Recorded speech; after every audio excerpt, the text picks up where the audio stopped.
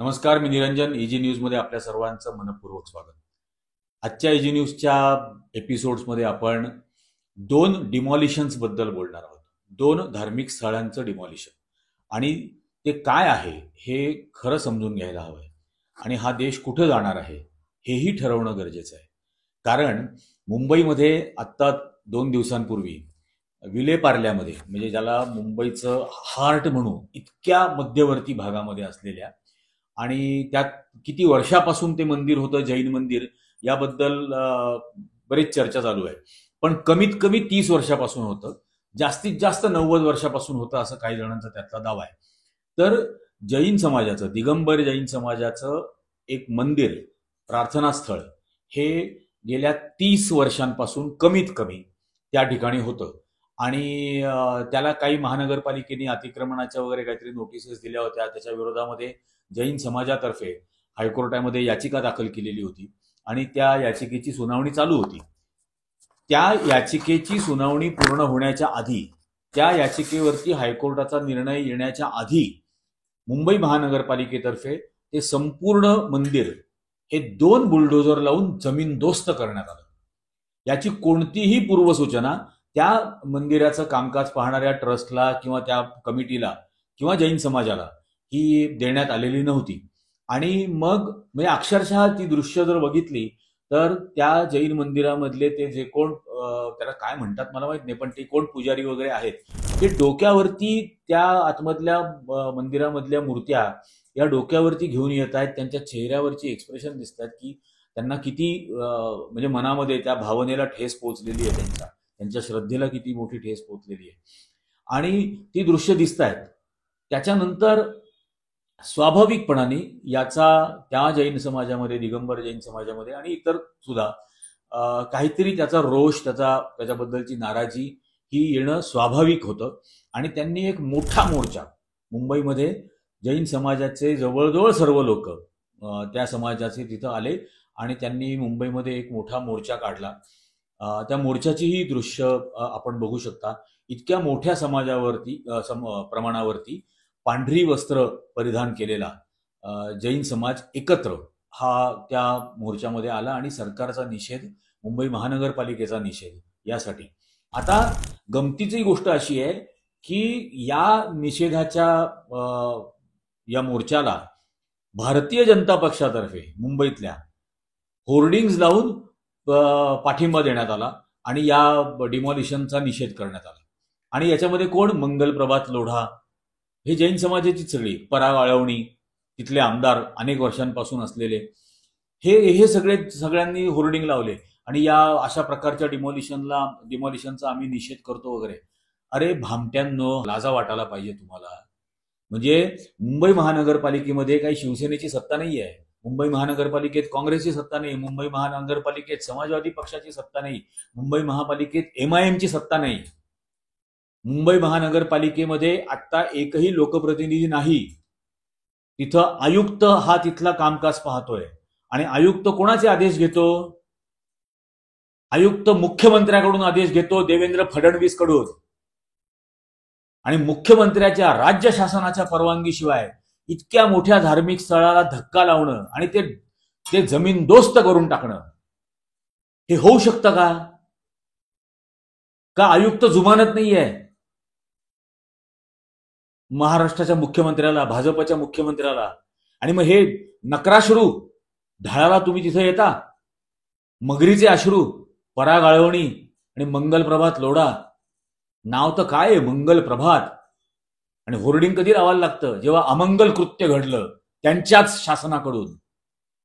आणि याची खरंच गंभीर गोष्ट घ्यायला हवी. आणखीन एक व्हिडिओ दाखवतो. हे मुंबईतलं तर झालं डिमॉलिशन आणि त्याच्याबद्दल तो मोर्चा वगैरे झाला. हे दुसरं दृश्य बघा. हे आहे मध्य प्रदेशमधल्या सागर जिल्ह्यातलं. आणि मध्य प्रदेशच्या सागर जिल्ह्यामध्ये असलेलं हे जैनांचं मंदिर, हे या हिंदुत्ववाद्यांनी कसं तोडलं, आतमध्ये जाऊन मूर्त्या फोडल्या. निदान विलेपार्ल्याच्या मंदिरामधल्या मूर्त्या बाहेर तरी काढता आल्या, त्या तरी काढू शकले, डोक्यावर उचलून का होईना. पण सागरमधल्या मूर्त्या तोडून टाकल्या आतमधल्या.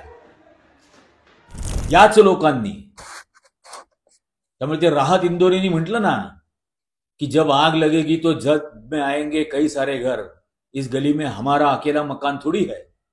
हे एकदम खरं आहे की जेव्हा आग लागेल त्यावेळेला सगळ्यांची घरं जळतील. इथं काय माझं एकट्याचं घर थोडीच आहे. हे त्यांनी अनेक वर्षांपूर्वी लिहून ठेवलं होतं. कारण ही नादानी जी आहे धर्मांधतेची, ही त्यांच्या लक्षात आलेली होती. आणि यात नुसती धर्मांधता नाही आहे, यात धंदा पण आहे. कारण ही शहराच्या अत्यंत मध्यभागी असलेल्या जागा ज्या कमर्शियली अतिशय महागाच्या आहेत, 2-5 लाख रुपये स्क्वेअर फूटनी तिथं प्रिमायसेस विकले जातात, त्या विलेपार्ल्यामध्ये हे मंदिराची जागा बळकवायची आणि ती कुठल्या तरी बिल्डरच्या घशात घालायची असा आरोप जैन समाजाचीच लोक करतायत. आणि या निमित्ताने मी इतकीच अपेक्षा करू शकतो की हे सगळे जैन समाजाचे बांधव, कारण या देशातला प्रत्येक मनुष्य तो कुठल्याही जात धर्म पंथ लिंग भाषेचा असो त्याला मी बांधवच म्हणेन. पण हे सगळेजण ज्यावेळेला हे बुलडोजर राज सुरू झालं योगी आदित्यनाथ पासून, त्यावेळेला याच जैन समाजाच्या काही मुली कविता करत होत्या, शेरोशायरी करत होत्या, बाबा बुलडोजर म्हणून त्याचं कौतुक करत होत्या आणि त्याची गुणगान गाणी म्हटली जात होती. ती जी एक उत्तर प्रदेशची एक कवयित्री आहे काबा नावाने तिची गाणी झाली, त्याच्यावरती हिनी केलं काबावरून बुलडोजर. आणि ती बुलडोजर उत्तर प्रदेशमध्ये आणि दिल्लीमध्ये कोणावर चालत होते? गोर गरीब दरिद्री मुसलमान समाजाच्या माणसांच्या घरावरती, घरादारांवरती. तेव्हा कोणालाही नाही वाटलं. आणि सर्वोच्च न्यायालयाने भूषण गवईंनी आदेश दिला की अशा प्रकारची डिमॉलिशन्स करायची असतील तर त्याच्यासाठी काय नियम आहेत, कुठल्या कुठल्या गोष्टीतून तुम्ही जायला पाहिजे, पहिले नोटीस दिली पाहिजे, त्याच्यावरती हिअरिंग झालं पाहिजे. आणि इथं तर हायकोर्टात दावा चालू होता, त्याचीही पर्वा नाही केली शासनाने. इतका मोठा धंदा आहे का तुमच्यासाठी कुठल्या तरी बिल्डरला फायदा करून देणं? आणि तिकडे मुसलमान समाजाच्या गोरगरीब लोकांना घरातून म्हणजे बेघर करून टाकलं. आणि ते घर म्हणजे फक्त एक इमारत नसते, त्या घरामध्ये त्या घरात राहणाऱ्या कुटुंबियांच्या लक्षावधी भावना गुंतलेल्या असतात. कोणाचा जन्म तिथं झालेला असतो, कोणाचं पालनपोषण झालेलं असतं, कोणाचा मृत्यू त्या ठिकाणी घडलेला असतो. 1000 प्रकारच्या भावना त्या ठिकाणी त्या वास्तूमध्ये अडकलेल्या असतात. तुम्ही खुशाल बेकायदेशीररित्या बुलडोजर चालवले त्यावेळेला याच जैन समाजाच्या या सगळ्या धर्मांध जणांना उकळ्या फुटत होत्या आनंदाच्या. आणि आता आणि हे नुसतं नाहीये, याच्या व्यतिरिक्त आहे. ही एकच घटना दिसत नाहीये. ह्या 90% जैन समाजाची कुटुंब ही या भारतीय जनता पक्षाच्या धर्मांधतेच्या RSSच्या धर्मांधतेचे पाठीराखे राहिलेले आहेत आजपर्यंत. अनेक धनिक करोडो रुपये भाजप आणि RSSला आतापर्यंत दान करत आले. आणि देशभरामध्ये इतरत्र ज्या ज्या ठिकाणी अल्पसंख्याक समाजाच्या वास्तूंवरती त्यांच्या राहत्या घरांवरती बुलडोझर चालवले जात होते तेव्हा यांना गाणी सुचत होती.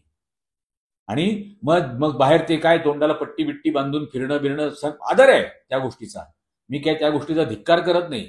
पण ती जी जीवदया आहे की तोंडात किडा पण जायला नाही पाहिजे, तोंडात मच्छरही जायला नाही पाहिजे, ती जीवदया गोरगरीब मुसलमान समाजाच्या घरांना बुलडोजरनी उद्ध्वस्त करून टाकलं जात होतं तेव्हा कुठं मेली होती? त्यावेळेला ती जीवदयाने आठवली? याचा काहीतरी गांभीर्याने आता तरी विचार करणार आहात का? त्यावेळेला संकटाची थाप शेजारी राहणाऱ्या मुसलमानाच्या दारावरती पडली होती, आता ती तुमच्या दारावर पडलेली आहे. आणि म्हणून दुसऱ्याच्या दुःखामध्ये आनंद घेणं हे थांबवायला हवं. हे जे काही विलेपार्ल्यामध्ये झालं ही अतिशय निंदनीय गोष्ट आहे, याच्यामध्ये तर काहीच शंका नाही. पण याचा गांभीर्याने विचार करायला पाहिजे.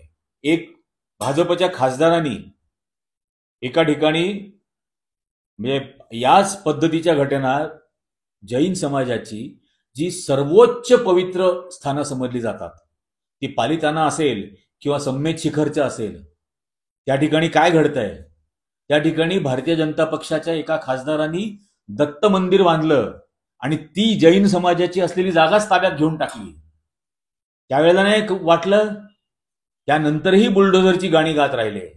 जोपर्यंत ती मुसलमानांच्या घरावर चालत होती त्याच्यामधून आनंद घेत राहिले. आणि याच्यानंतर हा वक्फ बोर्डाचा जो कायदा आला ना, त्याच्यावरून सुद्धा जैन समाजातल्या लोकांना ऑर्गॅझम येण्याचं काही कारण नाही. समजलं ना? हे उद्या तुमच्याही बाबतीत घडेल. जसं वक्फ बोर्डाच्या बाबतीमध्ये गैर मुस्लिम असलेल्यांची सुद्धा नेमणूक करायची त्या बोर्डवरती, जसं बोधगयेमध्ये बौद्ध समाजाची सर्वात पवित्र स्थान बोधगयेचं, जिथं गौतम बुद्धांना एनलाइटनमेंट प्राप्त झाली, त्या ठिकाणी जसं वर्षानुवर्ष 9 जणांचं बोर्ड, आणि त्या 9 जणांच्या बोर्डमध्ये 5 हिंदू आणि 4च बौद्ध, आणि चालवणार सर्व ते हिंदूच बहुमताने, असंच जैन समाजाच्या बाबतीत करतील, असंच ख्रिश्चनांच्या बाबतीत करतील, असंच शिखांच्या बाबतीत करतील. त्या बातम्या पण आल्याच की RSSच्याच मुखपत्रामध्ये बातमी आली की या देशातली सर्वात जास्त जमीन ही चर्चेसच्या ताब्यात आहे. म्हणजे त्यानंतरचा डोळा तिकडे होता. त्यानंतर हे सम्मेत शिखर झालं, पालितानामध्ये दत्त मंदिर बांधून झालं, ते त्या ठिकाणी काय पर्यटन क्षेत्र, अभयारण्य हे घोषित करून टाकलं, आणि हे सगळं मग सरकारच्या यंत्रणेच्या ताब्यात घेऊन टाकायचं.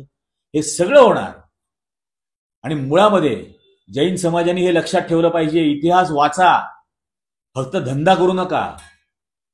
खूप धंदा केला आणि करोडो रुपये तुम्ही कमवले, काही त्याच्याबद्दल प्रश्न नाही, पण इतिहास वाचा. पालितानामध्ये जैन समाजाचं सर्वात पवित्र स्थळ बांधण्याची जागा कोणाच्या सही शिक्क्याने मिळाली जैन समाजाला, हे शोधा एकदा,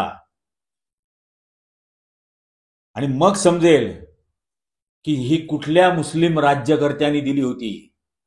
पालितानामधली जैन समाजाची जागा आज जी आहे, सर्वात मोठं पवित्र स्थळ, ती मुस्लिम राज्यकर्त्यांनी दिलेली होती. आणि मुस्लिम राज्यकर्त्यांनी कधीही जैन मंदिरांना लुटलं नाही. त्या मुस्लिम भारतामध्ये येण्याच्या हजारो वर्षाआधी हिंदुत्ववादीच जैन आणि बुद्धिस्ट हे जे काही विहार असतील किंवा मंदिरं असतील यांची लुटमार करत होते, त्यांना त्रास देत होते, त्यांना छळत होते. श्रवण परंपरेमधलं नालंदा विद्यापीठ कोणी जाळलं? त्या पांडे या हिंदू राजांनी 11व्या शतकात जाळलं. हा थोडा इतिहास समजून घ्या. या महावीराची विचारसरणी, बुद्धाची विचारसरणी, भगवद्गीतेची विचारसरणी मारणाऱ्या महात्मा गांधी गुजरातचेच, त्यांचा खून कोणी केला? याच हिंदुत्ववादी विचारसरणीने. ही सर्वांना गिळंकृत करेल, सर्वांना. फॅसिझम कोणालाही सोडत नाही, हे लक्षात ठेवा. हिटलरनी फक्त ज्यू नाही मारले, हिटलरनी त्याला विरोध करणारे जर्मन सुद्धा मारून टाकले. त्यात पत्रकार मारून टाकले, संपादक मारून टाकले, राज्यकर्ते मारून टाकले, अधिकारी मारून टाकले. फॅसिझम कोणाला सोडत नाही, त्याच्या समर्थकाला सुद्धा सोडत नाही. हे लक्षात ठेवा. आणि आता तरी जागे व्हा. या नादान धर्मद्वेष पसरवणाऱ्या, धर्माधर्मांमध्ये फक्त द्वेष पसरवणाऱ्या या घाणेरड्या हिंदुत्ववादी विचारसरणीपासून ताबडतोब दूर व्हा. मी असं नाही म्हणणार ताबडतोब दुसऱ्यांना पैसे द्यायला सुरुवात करा जसं भाजपला दिले, पण निदान दूर व्हा यांच्यापासून. ही विष आहे, आणि विषाची चव घेऊन परीक्षा घ्यायची नसते, त्याची परीक्षा घेणाराच मरून जातो चव घेतल्याबरोबर. आता ही वेळ आलेली आहे तुमच्यावरती, त्यामुळे शहाणं होणार की नाही याच्यातून, हे सर्वात मोठं आहे. आणि हे मुंबईतलं मंदिर पाडल्याबरोबर ती बाई जी कविता करायची, गाणी म्हणायची, ती लगेच ट्विटरवरती गळे काढू लागले की हायकोर्टाच्या सुनावणीपर्यंत पण वाट बघितली नाही, आणि मग हा नियम बाकीच्यांना नाही का लागू होत. सर्वोच्च न्यायालयाने डिमॉलिशन बेकायदेशीर ठरवून सुद्धा त्यावेळेला तू बुलडोझरचं कौतुक करत होती. आता तो बुलडोझर आला तुमच्याही मंदिरापर्यंत. मी ट्रोल करत नाहीये, पण मी आत्मपरीक्षण करा इतकीच विनंती करतोय. आणि फक्त जैनांनी नाही, ही सर्वांनी आत्मपरीक्षण करण्याची गरज आहे. ही हिंदुत्ववादी विचारसरणी सर्व धर्मांमध्ये कसं अतिक्रमण करू पाहते हे ओळखा. मोहन भागवतनी, त्या गुरांच्या डॉक्टरनी पुण्यामध्येच भाषण केलं होतं ना की जैन समाज हा हिंदू धर्माचाच भाग आहे. अरे मुळात महावीरांनी हा वेगळा धर्म स्थापन का केला? कोणाच्या अत्याचाराविरुद्ध, कोणाच्या शोषणाविरुद्ध त्यांना हा स्थापन करावा लागला? बुद्धांना बौद्ध धर्म का स्थापन करावा लागला? लिंगायत धर्म हा का स्थापन झाला?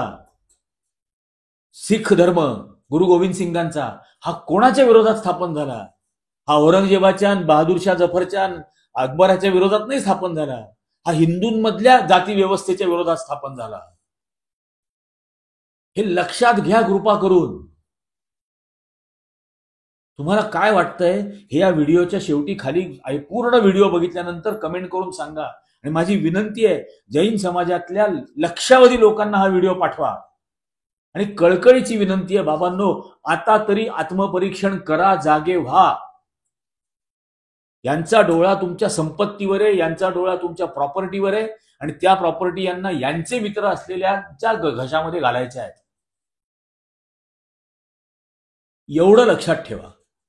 हे कोणाचे नाहीत, हे कोणाचे नाहीत. हे जे नॉन बायोलॉजिकल असतात ना प्राणी, हे स्वतःच्या आईचे झाले नाहीत, हे स्वतःच्या पत्नीचे झाले नाहीत, हे तुमचे होणार आहेत. याचा गांभीर्याने विचार करा. तुम्हाला बघणाऱ्या सगळ्यांना माझी विनंती आहे, जास्तीत जास्त लोकांपर्यंत हा व्हिडिओ पोहोचवा. जास्तीत जास्त लोकांना या धर्मांधतेच्या नशेमधून बाहेर काढायचं आहे. जास्तीत जास्त लोकांनी हा व्हिडिओ लाईक करा. कॉमेंट करून सांगा तुम्हाला काय वाटतंय याच्यामध्ये. आजच्या भागामध्ये इतकंच. धन्यवाद.